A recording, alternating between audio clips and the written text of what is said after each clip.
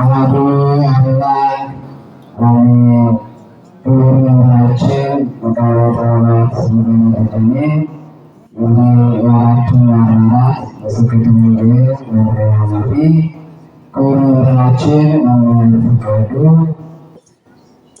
ክቡር አባታችን ሊቃነ የቤታችን አባት ሊቃውንተ ቤተ ክርስቲያን አባቶች ካህናት፣ ወንድሞች ዲያቆናት፣ ከሩቅም ከቅርቡ ይህንን ታላቅ በዓል ለማክበር የተሰበሰባችሁ ሊቃውንተ ቤተ ክርስቲያን፣ የስስት ልጆች፣ የሰንበት ትምህርት ቤት መዘምራን፣ በ40ና በ80 ቀን የእግዚአብሔርን ልጅነት ያገኛችሁ የእግዚአብሔር ቤተሰቦች፣ የእናታችን የድንግል ማርያም የመስቀል ሥር ያደራ ልጆች፣ የጻድቃን የሰማዕታት ወዳጆች፣ እስከ ሞት ድረስ በወደደንና ባፈቀረን ለአንድ ልጁ በአምላካችን በመድኃኒታችን በኢየሱስ ክርስቶስ ፍጹም የሰላምታ ቃል ሰላም እላችኋለሁ። እንደምን አደራችሁ?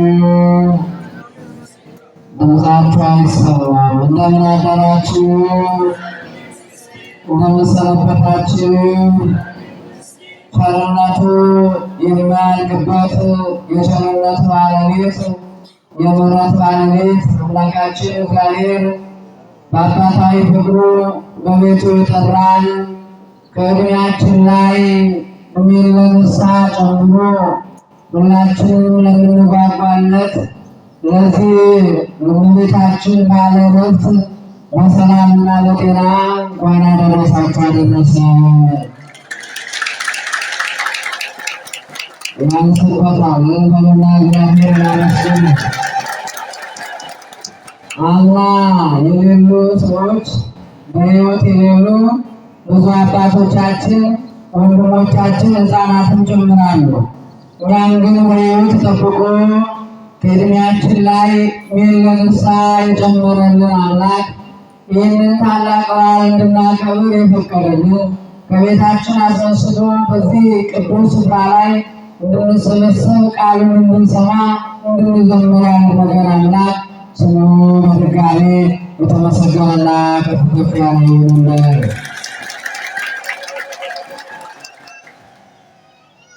ሁሉ ትውልድ ያሰበስቡን፣ ትውልድ ሁሉ ብፅዕት ይሉኛል።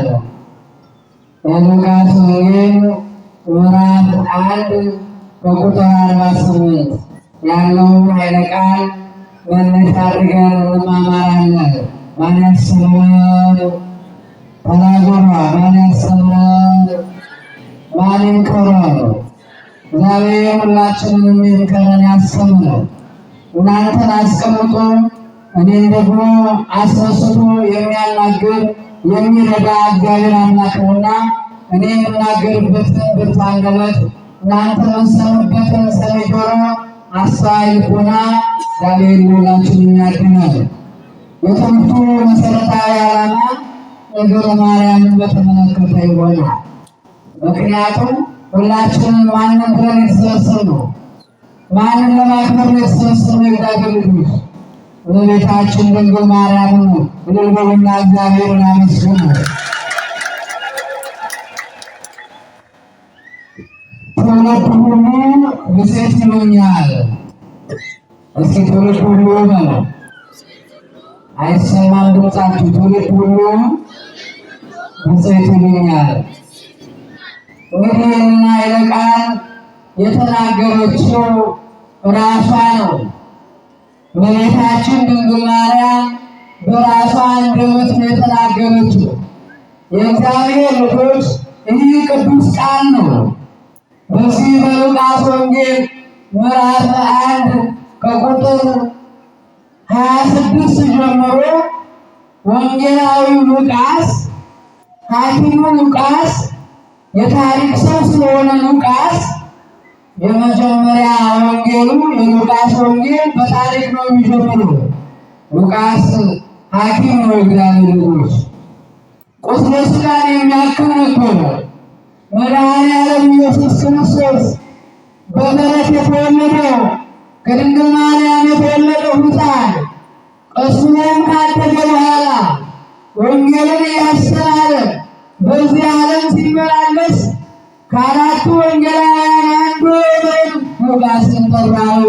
ልጆች አሁን ይህንን ታላቅ በዓል ለማክበር ማን ጠርቶ ነው? እግዚአብሔር ልጆች ማን የጠራ?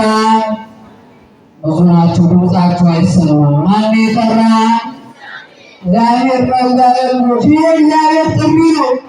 ያልፈቀደለት የእግዚአብሔርን ጉባኤ ያልፈቀደለት እመቤታችንን በዓል ማክበር አይችልም። ግን ስለፈቀደ ግን እግዚአብሔር ስለፈቀደልን እርሱ ስለወደደ ከክፉ ነገር ጠብቆ በዓሉን እንድናከብር በበዓሉ እንድንመላለስ እሱ አምላካችን እግዚአብሔር ጠርቶናል። ሉቃስን ና አለው። አንተ ሐኪም ሆነህ ቁስልን ብቻ አይደለም የምታክመው፣ ቁስለ ነፍስንም ታክማለህ፣ የነፍስንም ቁስል ታክማለህ። ስለዚህ ና ብሎ ጠራው። የእግዚአብሔር ልጆች የጠራን አምላካችን ስሙ የተመሰገነ ይሁን። ከተጠራ በኋላ የታሪክ ሰው ስለሆነ ወንጌሉን በታሪክ ነው የሚጀምረው። በታሪክ በመጀመሪያ በእነ ኤልሳቤጥና በእነ ዮሐንስ በመጥምቀ መለኮት በዮሐንስና በኤልሳቤጥ በዘካርያስ ሲጀምርና ወደ ነገረ ማርያም ይመጣል። እግዚአብሔር ልጆች ወደ ነገረ ማርያም ይመጣል። እመቤታችን ማለት እርሷ ማን ናት? እመቤታችን የስሟ ትርጓሜ ምንድን ነው? ማርያም ማለት ስጦታ ማለት ነው። ማርያም ማለት ምን ማለት ነው? ስጦታ።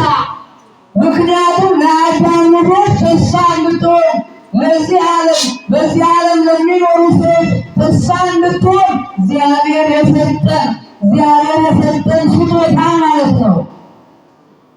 እመቤታችን ድንግል ማርያም ለሐናና ለኢያቄም ብቻ የተሰጠች አይደለችም። የእግዚአብሔር ልጆች በዚህ ዓለም ለሚኖሩ ከእግዚአብሔር ጋር ለታረው ለተጣሉ ሰዎች አስታራቂ እንድትሆን እንድታስታርቀን የተበተኑትን እንድትሰበስብ የተሰጠች ስጦታ ናት። የእግዚአብሔር ልጆች ማርያም ምር ለመንግሥተ ሰማያት ይሏታል አባቶቻችን። ማርያም ማለት ምዕመናንን መርታ ወደ መንግሥተ ሰማያት የምታስገባ ማለት ነው። እስኪ ማርያም ማለት ጸሎት ምዕመናንን መርታ ወደ መንግሥተ ሰማያት የምታስገባ ማለት ነው። ሊቃውንተ ቤተክርስቲያን ነው ያስቀመጡናል። እመቤታችን ድንግል ማርያም ይሄ ዓለም ከመፈጠሩ በፊት በአምላክ ሕሊና ታስባ ትኖር ነበር ይላል መጽሐፈ እግዚአብሔር።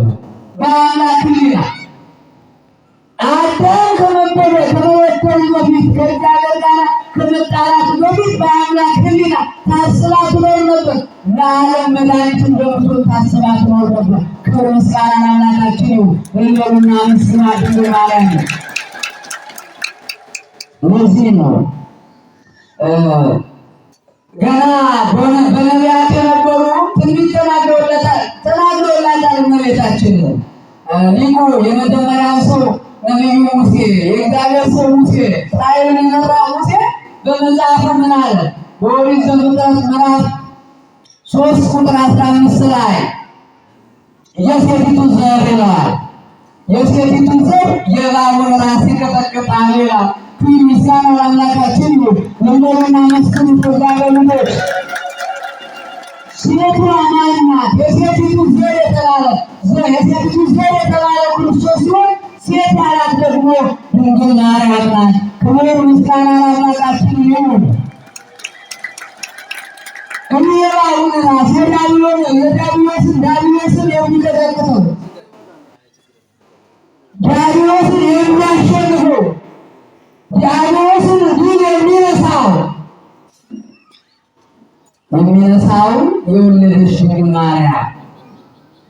ስለዚህ የሴቲቱ ዘር የእባቡን ራስ ይቀጠቅጠዋል፣ ያሸንፈዋል ማለት ነው። ዲያብሎስን የሚያሸንፍ ሌላ ሰው አልተገኘም ከሴቲቱ ዘር በስተቀር። ይህን ዲያብሎስን ይዞ አስሮ ወደ ጥልቁ የሚያወርድ ወይም የዲያብሎስን ምርኮኛ ማርኮ ከዲያብሎስ ማርኮ ነፃ የሚያወጣ ሌላ የሴት ዘር አልተገኘም። የሴቲቱ ዘር የተባለው ክርስቶስ ነው። እግዚአብሔር ግን ዘመኑ ሲደርስ ይላል። ዘመኑ ሲደርስ እመቤታችን ድንግል ማርያም ዘመኑ ሲደርስ ዘመኑ ፍጻሜም በደረሰ ጊዜ ነው ከሴት የተወለደው ናቸው ይላል ሐዋርያው ደግሞ በገላትያ ላይ ማለት ነው።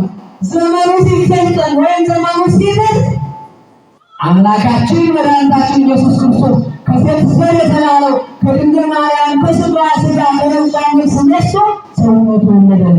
ክብር ምስጋና ለአምላካችን ይሁን። ስለዚህ ነው እመቤታችን ድንግል ማርያም ታዲያ መጀመሪያ ማን ነው? ይህን ሁሉ ከማለቷ በፊት የመጀመሪያ ምስጋና ያቀረበላት ማን ነው? ለመጀመሪያ ጊዜ ምስጋናዋን ያቀረበው ማን ነው? እሷ ራሷ ተነስታ ነው ከዛሬ ጀምሮ ትውልዱ ይዝት ይሉኛል ብላ በራሷ አንደበት አይደለም የተናገረችው። እግዚአብሔር ልጆች እና በዚህ በሉቃስ ወንጌል ምዕራፍ 1 ቁጥር 26 ላይ ወበሳልስ ወር ተፈኖ ገብርኤል መልአክ መኃልየ እግዚአብሔር በስድስተኛው ወር መልአኩ ቅዱስ ገብርኤል ወደ አንዲት ድንግል ተላከ። እስኪ በስድስተኛው ወር መልአኩ ገብርኤል ወደ አንዲት ድንግል ተላከ። የድንግሊቱ ስም ይላል ማርያም ይባላል። አሁን ሉቃስ ላይ ምን ይላል? ያገኙት ስሟን ለይቶ እንዲህ ነው እንግዲህ በናዝሬት ነው በናዝሬት ገሊላ መልአኩ ቅዱስ ገብርኤል ወደ ድንግል ማርያም ሲላክ ስሟ ተጠቅሶ ስሟ ከድንግልና ጋር ተለይቶት ነው። በስድስተኛው ወር የሚለው ደግሞ ዮሐንስ ስለተጸነሰ በስድስተኛው ወር ነው ለማለት ነው። ወንጌላዊ የስድስት ወር ስም ነው።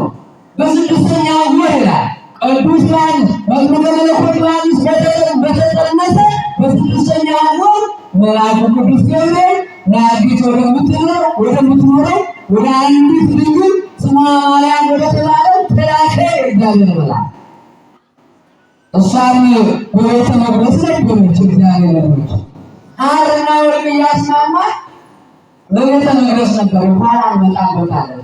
ምክንያቱም በቤታችን ድንግል ማርያም በእናት አባቷ ቤት 3 ዓመት ተቀምጣለች። እንደገና ደግሞ በቤተ መቅደስ ሐርና ወርቅ እያስማማት 12 ዓመት በድምሩ 15 ዓመት ሲሞላት የእግዚአብሔር መልአክ መጣ ከሰማይ መጣና እንዲህ አላት ወናሁ ድንግል ተጸንሲ ወትወልጂ ወልደ ወትሰምዪ ስሞ ኢየሱስ። እነሆ ትጸንሻለሽ ወንድ ልጅንም ትወልጃለሽ ስሙንም ደግሞ ኢየሱስ ትዪዋለሽ አላት። የዚህ ጊዜ ግን ድንግል ማርያም ይህንን ነገር አልተቀበለችም። የእግዚአብሔር ልጆች አልተቀበለችም። ለምን? በመጀመሪያ የተጠለፈችው በሔዋን በምን ነበር? በከንቱ ውዳሴ የተጠለፈችው። እግዚአብሔር ልጆች ምንድን ነው ያላት? ዲያብሎስ ወደ ሔዋን መጥቶ የሰማይና የምድር ንግሥት ሔዋን ሆይ ሰላም ላንቺ ይሁን ያላት። ያንን ሰላምታ ተቀብላ ነው ጸበለስን ለመብላት ለመሳት የሞከሩ የበሉት ማለት ነው። ይሄን ነገር እመቤታችን ጠንቅቃ ስለምታውቅ ከንቱ ውዳሴ እንዳይሆን አንደኛ ነገሩ ቆም ብዬ በ3 ወይም በ2 ነገር ጸድቼ ሁለተኛ ሶስተኛ የሚናገር ከሆነ አየዋለሁ ማረጋገጥ አለብኝ ብላ እንዴት ይሆናል አለች ድንግል ማርያም። እንዴት ይሆናል? እኔ እኮ ሴት ነኝ ደግሞ ወንድ አላውቅም። አሁን አለች እመቤታችን ድንግል ማርያም አንዲት መሬት ያለ ዘር ፍሬ አትሰጥም፣ ወይም ሴት ልጅም ደግሞ ያለ ወንድ ፍሬ አትችልም። ስለዚህ እንዴት ይሆናል? መንፈስ ቅዱስ ይመስል አይለኪ ኃይልን የጸለለኪ መንፈስ ቅዱስ ወደ አንቺ ይመጣል፣ ኃይልን ይወስድም ስጋሽን ይለብሳል አላት። እግዚአብሔር ልጆች አያችሁ፣ በቤታችን ድንግል ማርያም ልጇን ከመውለዷ በፊት ድንግል መሆኗን መልአኩ እየነገረ ወደ አንዲት ድንግል ተላከ ብሎ ወንጌላዊ እየጻፈ ነው።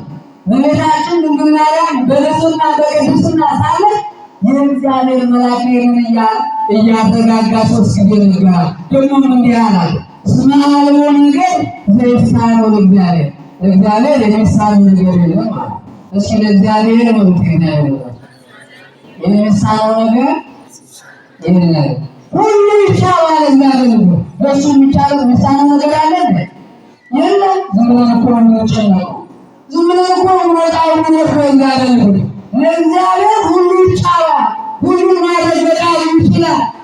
ስለዚህ የዚህ ጊዜ አምና የእግዚአብሔርን መልአክ አምናና ተቀበለች። እንዲህ ማለት ወትቤሎ ይኩነኒ በክንቱ በለኒ እንደ ቃልህ ይሁንልኝ አለች። እስኪ እንደ ቃልህ ይሁን።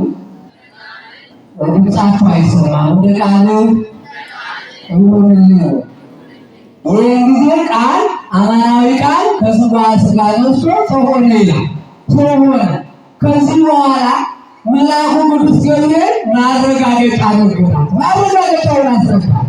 እንሆ እንድታምን እንዳትጠራጠር እግዚአብሔር ጥርጣሬ እንዳይኖር በእምነት ውስጥ ጥርጣሬ ካለ መልካም ስላልሆነ እንዳትጠራጠር ጥርጣሬ እንዳይኖራት ማረጋገጫውን ነገራት። እንዲህ ማለት ከዘመዶች መካከል ኤልሳቤጥ ጸንሳለች አለ። ከዘመዶች መካከል ኤልሳቤጥ ጸንሳለች። ይሄ 6ኛ ወሩ ነው ያላል። ይህን ጊዜ ተነሳ እመቤታችን ድንግል ማርያም ወደ ኤልሳቤጥ ሄደች ይላል። ኤልሳቤጥ አክስቷ ደግሞ እንደ ራሷን ሰውራ በምትውና ራሷን ሰውራ ብቻዋን ትኖር ነበር። በተራራማው በኤፍሬም ተራራ በተራራማ ቦታ ይላል። ተራራ የቤተ ክርስቲያን ምሳሌ፣ ተራራ የድንግል ማርያም ምሳሌ ነው። ብቻዋን ራሷን ሰውራ ትኖር ነበር። ሰዎች ይችማቱ በቁሎ ልጅ የሌላት እግዚአብሔር የረሳት እያሉ ኤልሳቤጥን ይህ ነገር አማሯት ብቻዋን ትኖር ነበር። ድንግል ማርያም ወተንሥአት ማርያም ፍጡነ ይላል። በዚህ በሉቃስ 39 ላይ ማርያምን ተነሳ ወደ ኤልሳቤጥ ሄደች ይላል። እስኪ ማርያምን ብሎ እግዚአብሔር ልጆች ማርያምን ተነሳ ወደ ኤልሳቤጥ ሄደች። ወደ ኤልሳቤጥ ስትሄድ ኤልሳቤጥ ደግሞ ድምጿን ከፍ አደረገችና እንዲህ አለች ለእመቤታችን የጌታዬ እናት ሆይ ወደ እኔ ትመጪ ዘንድ እኔ ምንድን ነኝ አላት።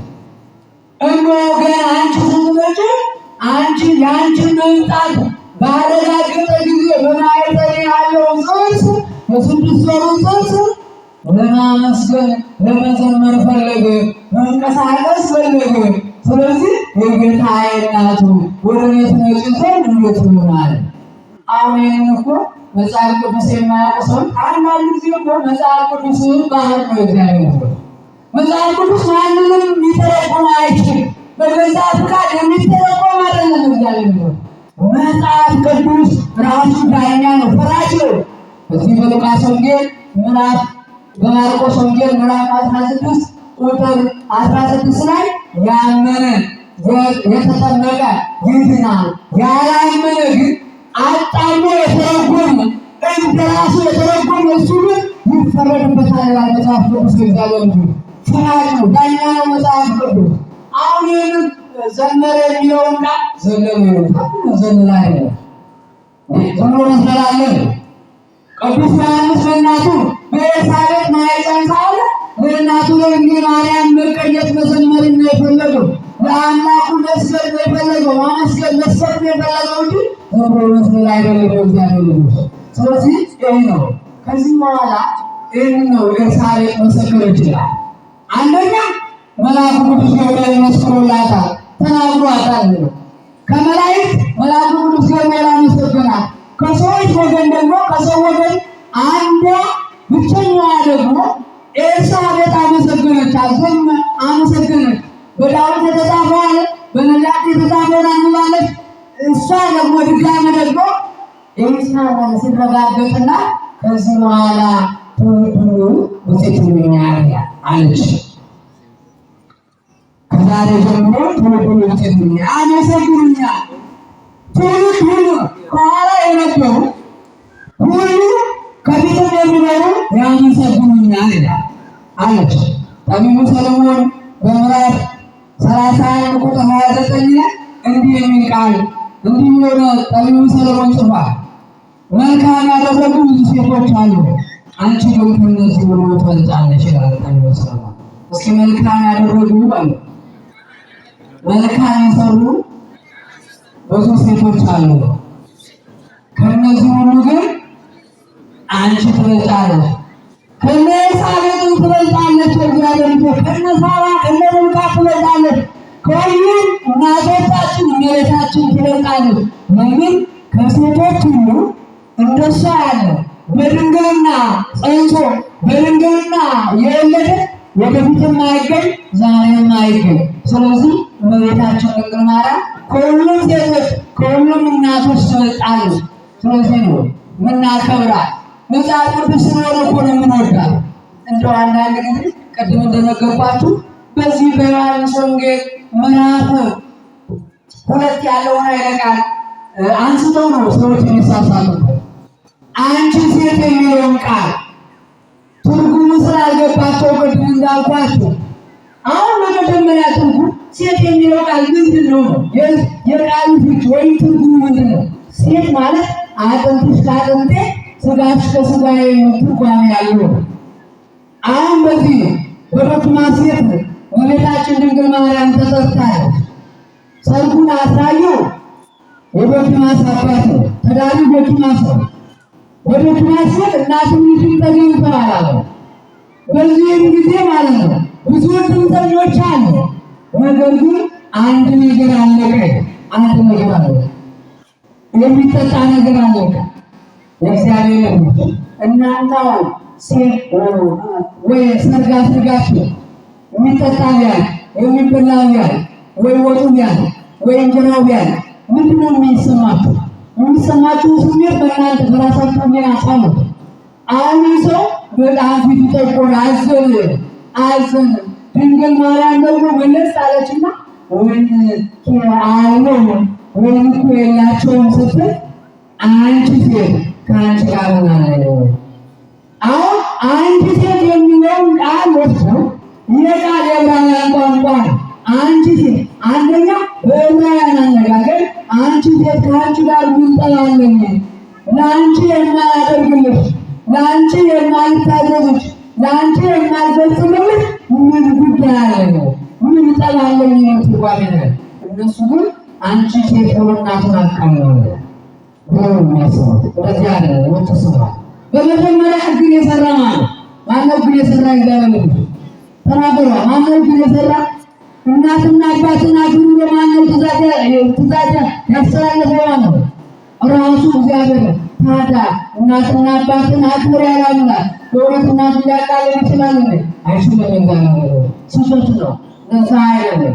ስለዚህ እናትና ልጅ መግባባታቸውን በዚህ መጽሐፍ ቅዱስ እናንተ ገብታችሁ ስታነቡት ታገኙታላችሁ። መግባባታቸው የሚላችሁን አድርጉ የምትለው ገጽታናት።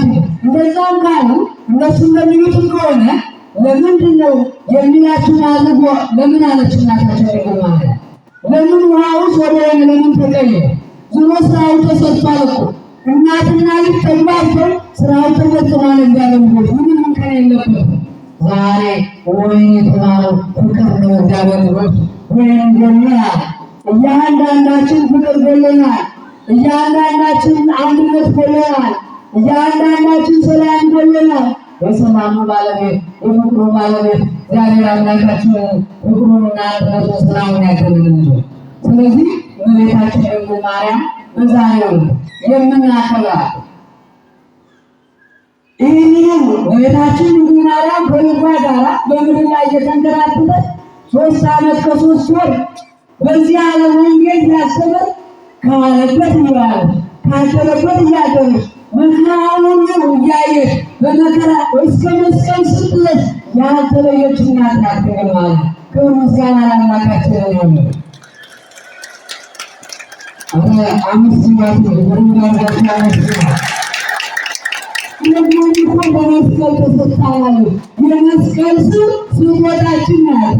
የእግዚአብሔር ልጆች ጌታችን አምላካችን መድኃኒታችን ኢየሱስ ክርስቶስ ወንጌለ መንግሥቱን አስተምሮ ሲጨርስ በቀራንዮ ላይ መከራ ከተቀበለ በኋላ መጨረሻ ላይ ያን ሁሉ መከራ ስጋው አልቆ አጥንቱ እስኪቆጠር ድረስ ግርፋት እየተደረገ እየተሰቃየ እያለ እናቱን ግን አልተዋትም። ዝም ብሎ እናቱን አያት እግዚአብሔር እናቱን አይተዋትም ደግሞ ማለት ነው። እናቱን ስለማይተዋት ለዚህ እኮ ነው የሚወዳት እናታችን ድንግል ማርያም የምናከብራት። ሌሎች ሴቶች እኮ ወልደው የሚሰጡ ምናልባት የሚመገቡ ምናልባት የሚያለብስ ሰው ቢወደን ሊያለብሰን ይችላል። ብንራብም ሊያበላን ይችላል። ብንራቆትም ደግሞ ሊያለብሰን ይችላል። ሕይወቱን የሚሰጠን ማንም የለም እግዚአብሔር። በዚህ እኮ ነው አባ ሕርያቆስ በቅዳሴው ላይ እንዲህ አለ፣ ድንግል ሆይ የሚበላውንና የሚጠጣውን ስላስገኘችልን እናመሰግንሻለን ነው። የሚበላው ይህ ምግብ ደግሞ ምድራዊ ምግብ አይደለም። ሆድ የሚጎድ ጭንቅላት የሚያም አይደለም። ሰማያዊ መጠጥ ምድራዊ ምግብ አይደለም። ሰማያዊ ምግብ ያዘጋጀው ይህ ሰማያዊ ምግብ ቅዱስ ሥጋው ይህ ሰማያዊ መጠጥ ክቡር ደሙ የተገኘው በድንግል ማርያም በመስቀሉ ሰማያዊ ነው። ክቡር ምስጋና ለአምላካችን ለሞሉና እግዚአብሔር ይመስገን። በዚህ በመስቀላዊ ዮሐንስን አየ። ወደ ዮሐንስ ወደ እናቱ ተመለከተና ዮሐንስን እንዲያለ እናትን አለ እናትን ይዛት ሂድ። ስለዚህ ለዮሐንስ የተሰጠችና እናት ለእኛም ተሰጥታለች። ነው እናት እንድትሆን ከሲኦል እንድንድን ከመከራ እንድንድን ከጭንቀት እንድንድን ስንጨነቅ ስንጠበቅ እናቶቻችን እኮ ምጥ ተይዞ ማንን ነው የሚጠሩት? እስኪ እናቶች ተናገሩ። ምጥ ተይዛ አንድ ነፍሰ ጡር 9 ወር አርግዛ መውለዷ ስደርስ ተሰብስቦ ማንን ነው የሚጠሩት? የጭንቃ አማላጇ ድረሽልን እችን የተቃጠለች ማይፀን ወይም በዚህ በፊትና ይቺ ብቻት ብለው እመቤታችን ማርያም ማርያም ብሎ ይሉናታል። እሷ ማትዛክርምና ትደርስልናለች። እኛም ዛሬ በተጨነቅን ጊዜ እሷን እናታችንን እንጠራታለን ማርያም። ስለዚህ ዛሬ ዋናው የተሰበሰበበት ዓላማ ነው ዜና ዕረፍቷ እመቤታችን ዜና ዕረፍት እግዚአብሔር እንደው አሁን እስኪ አስቡ። እመቤታችን ድንግል ማርያም ለእሷ ዕረፍት ይገባ ነበር? ይገባ ነበር? ሞት ይገባ ነበር? አይገባም። እኛ እኮ የምንወደው ሲሞት እንዴት ነው ማለት ወይ ደግሞ ደግ ሰው ሲሞት በቃ መልካም የሚያደርግ ለተቸገረው የሚራራ የማይጣላ የማይጨቃጨቅ የማይነታረክ ደግ የሆነ በደግነቱ የሚታወቅ ሰው ሲሞት ምንድን ነው ለዚህ ሞት አይገባም ይላል። ለእመቤታችን ግን ሞት አይገባም ተወቷል። ግን ለምንድን ነው የሞተችው? ስጋን ስለለበሰች ብቻ ነው። እመቤታችን ድንግል ማርያም ዕረፍቷ ሲደርስ እንደዚህ ያለ ዛሬ በዘመነ ሉቃስ ጥር 1 ቀን እሑድ ቀን ይላል። በእሑድ ቀን ዕረፍቷ ሲደርስ መልአከ ሞት ሲመጣ ለመሞት ስትዘጋጅ እኔ እኮ መሞት አይገባኝም ያለችው ከአንተ ጋራ ተንከራትቼ ያሁኑ መከራ አይቼ ያሁኑ ስቃይ አይቼ ቢያንስ በ64 ዓመቴ እንዴት እሞታለሁ? እንደነ ማቱሳላ በ99 እንደነ አብርሃም በ500 ዘመን እንደ ሌሎቹ ቅዱሳን ቆየት ብዬ ማለት ይገባኛል እንጂ እንዴት በአጭር ጊዜ ውስጥ እንዴት አልፋለሁ ብላ እግሯን ጠየቀችው። እግሯም እንዲህ አላት፣ እናቴ አላት። አሁን ቀጥታ ምንድን ነው ያደረገው? እናታችን ድንግል ማርያም ርሩ ስለሆነች የተጠማውን ውሃ በእርግጫና የተጠማውን ውሻ በእርግጫና የምታጠጣና ስለሆነች ቀጥታ ልጇ ኢየሱስ ክርስቶስ ወደ ሲኦልን አሳያል። በሲኦል ያሉ ነፍሳት አንዳንዱ በእሳት ይገረፋል፣ አንዳንዱ በሰንሰለት ይገረፋል፣ ይሰቃያል። እሳቱ በማይወርድበት በማያንቀላፋበት ቦታ ብዙ ነፍሳት ይላል 9,999 ነፍሳትን በሲኦል ሲሰቃዩ ያሳያል። የዚህ ጊዜ እናታችን ድንግል ማርያም አዘነች ነው። አሁን አዘንሽኝ አላት። አሁን እነዚህ ነፍሳት እኮ አላት እነዚህ ነፍሳት እኮ አንቺ ካልሞትሽ ነፃ አይወጡም በሲኦል ውስጥ ይኖራሉ አላት። በዚህ ጊዜ እናታችን ድንግል ማርያም ለእነዚህ ነፍሳት ስንማ አንድ ጊዜ ብቻ ሳይሆን ሁለት ጊዜ ሞት ሶስት ጊዜ ሞት ደስ ይለኛልና ፈቃደኛ ሆነች ይላል። ፈቃደኛ ሆነች እመቤታችን ድንግል ማርያም በአባት በእናቷ 3 ዓመት በቤተ መቅደስ 12 ዓመት በቤተ ዮሴፍ 9 ወር ከልጇ ጋር 3 ወር 33 ዓመት በቤተ ዮሐንስ 15 ዓመት በድምሩ 64 ዓመት ከሞት በኋላ በዛሬው ቀን ማለት በዛሬው ቀን ርሷ ነው። በዚህ ጊዜ አባቷ ዳዊት መዝሙር እየዘመረ ቅድም የሰንበት ትምህርት ቤት መዘምራን የቤተ ክርስቲያናችን አጥንት የሆኑት መልካም የሆኑት የቤተ ክርስቲያናችን አጥር የሚሆኑ ዘማሪያን በበገና ሲዘምሩ ሁሉ አይደለም። በኢትዮጵያ ቤተ ክርስቲያን በገና ይዛ ጥላ ይዛ መስቀል ይዛ ወደ ጥምቀቱ ስትሄድ እንደገና በዓላት ስታከብር እያንዳንዱ የምትይዛቸው የምትንቀሳቀሳቸው እንቅስቃሴዎች በሙሉ መጽሐፍ ቅዱሳዊ ነው እና አባቷ ዳዊት በገናን እየደረደረ እንዲህ አላት። ወትቀሩ ንጉሥ ሃይማኖት ንግሥቲቱ በቀኝ ትቆማለች፣ ወርቅ ጉንጫ ተጎናጽፋ በቀኝ ትቆማለች እያለ አባቷ ዳዊት እየዘመረ እያመሰገነ በዛሬው ቀን እሷን ከስጋዋ ተለየችው። እሷን ከስጋዋ ተለየች። ከዚህ በኋላ እኮ እኔ የሚገርመው ነገር ጥላት ሁሉ ለእመቤታችን በእናቷ ማኅፀን ጀምሮ ጥላት አይተገኘም። አሁንም አይሁድ የተነሱባት እመቤታችን ናት። አጉረመረሙ። አሁን አንዷን አስከሬኗን ማቃጠል አልነበረም። አስከሬኗን ማቃጠል አልነበረም እንጂ ደግሞ እንደ ልጇ በሦስተኛው ቀን ተነሳ።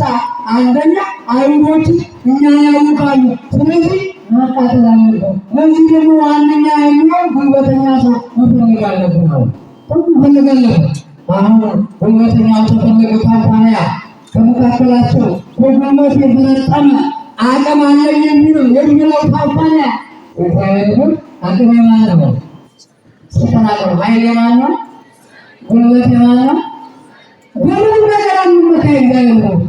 ገንዘብ አለን በገንዘባችን አንመካ። እውቀት አለን በእውቀታችን መመካት የለብንም። ጉልበትም አለን በጉልበታችን መመካት የለብንም። ወገን አለን ብለን በወገን መመካት የለብንም። የሚመካ ቢኖር በእግዚአብሔር መካ ነው መጽሐፉ። መመካት ካለብን በእግዚአብሔር መመካት የለብንም። ስለዚህ ታንኳን ያቀረበ በኋላ ምክንያቱም አሁን አንዷን አስከሬኗን ቀምጠው ለማቃጠል ነበር። ነገር ግን አልተቻለም። እግዚአብሔር መንፈስ የእናቱን ሥጋ በከንቱ አያስቀርም። በጸሎቱ እንዲሰውር አድርጎናል። ስለዚህ የእግዚአብሔር ዛሬ የተሰበሰብንበት ዓላማ ይህ የእመቤታችን ዕረፍቷ ስለሆነ ማለት ነው። ከእመቤታችን አማላጅነት ከቅዱሳን በረከት ከሁላችን ጋር ይሁን። እንዲህ በተሰበሰብን ሁላችንም በኢየሩሳሌም ተሰብስበን አሁን ነበረ ከአገሩ ቆሞ ነበረ አደረሱ ከመባል ዛሬ በተዘመቱ ስምር መሰራት